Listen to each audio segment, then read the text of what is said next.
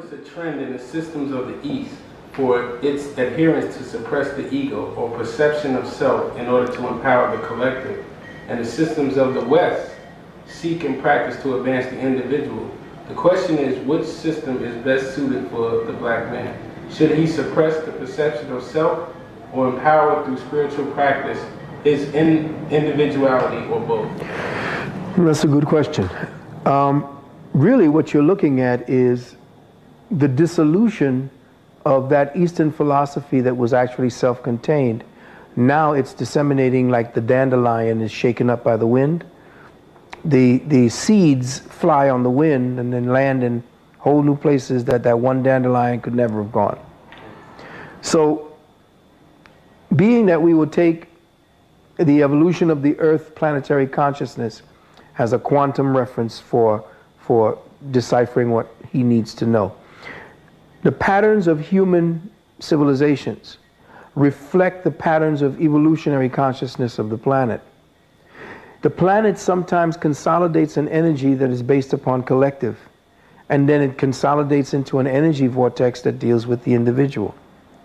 We are in a time when we're vacillating between the two. Essentially, we are now in the individual time. Okay? But now we are slowly, like the tides coming in at high and low, we're now at that midpoint where the individual is seeking itself in the collective, and the collective is seeking itself in the individual.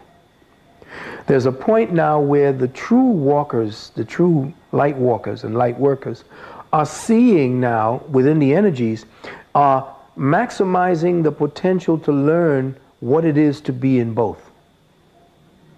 We are now an individual culture here in the West energy. They say that the East is where you are born and the West is where you die. You follow the path of the sun.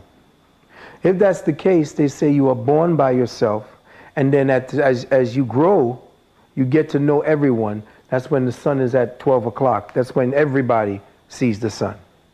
So that sun now, which starts in the East as a birth and a baby, grows to its adulthood, and then descends.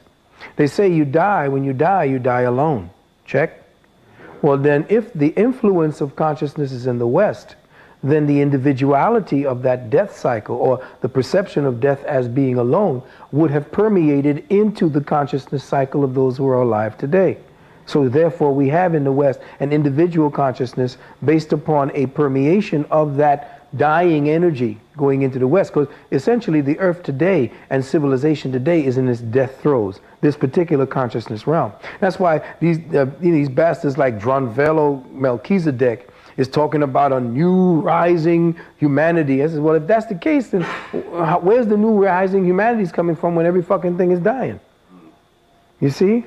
There is a dying of humanity, and for them to say that we have to have a 12-span, DNA and all that shit, if, and it gets to me now, if the next stage is not in the flesh, or at least in a different flesh, how the fuck are we worried about whether or not the DNA is going to consolidate and come together and become a 12-strand and all that bullshit? What the fuck are we going to look like with a 12-strand DNA? Maybe the 12-strand DNA is finally getting the pieces together to get the fuck out of the body. What would you want to be in a 12-strand DNA? Then you can actually walk in spirit and flesh at the same time. These people are actually distracting us from the shit that's supposed to be, and that is for us to work in the now with where we are. We chose to be in this time where things were individual because we chose the dying time. And like they say, you die by yourself. There's a flame out for humanity at this point. And we're heading into the last stages of this consciousness cycle. Those who are to learn are going to be graduating to the next consciousness cycle. If it's here, then we stay here on the planet all through the turmoil, and then we raise it out of that into a whole new cycle. If this is the toilet, then we are out of this motherfucker. We hang on to the side while it's flushing. We get the fuck out after the tide begins to rise back up again. So, oh, okay. So, I would say that we have a lot to do right here in the now, and that there is no real, the distractions are going to come. They're going to keep us constantly looking at 12 and 13 different things when I, again, goes back to be still and know that I am. And we deal with the now as opposed to trying to get to a tomorrow which is already set. We just have to play the part necessary for us to get there. You see. Now I know I'm rambling, I'm talking on, but I don't know where you want me to go with this, but I can go on. You know what I'm saying, talking about it. It's just that I got to be more, I want to be more specific for like what the brother was saying.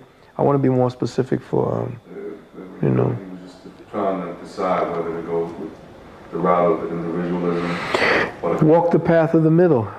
The true sage walks the straight and narrow. He doesn't take any path. He participates sometimes by going one way or the other. You see, and he can, you know, he can dive into the collective, you know, and live under like a Chinese, Japanese kind of energy, or he can live into the white man or jump into the white man's energy, live as the individual hoping to find a collective. Each one, and remember, okay, let me just say this to you. Each principle, the collective versus the individual, every time you find yourself focused into one, you yearn for the other. Let me say that again. The Eastern philosophies dealt with the collective, the Westerns dealt with the individual. As the Eastern philosophy began to grow to its pinnacle of expression, it yearned for its individual understanding. The same thing is happening here in the West. This preponderance of energies focusing towards the individual has us screaming for some form of collective energies to bring us all together inside of this madness. So the trick is to walk the line between the two. And as the individual experience what it's like to be in the collective, and while in the collective, allow the individual to process the experience. You see. And then you would be in the scales of Ma'at. You would be dealing with the scales of Ma'at. And you wouldn't be judging either one. And therefore you would have no animosity or no fear of either one. And thus no resistance.